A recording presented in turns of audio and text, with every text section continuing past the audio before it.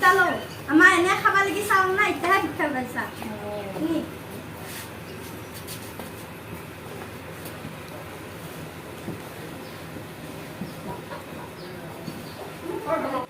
ও Pallavi Pallavi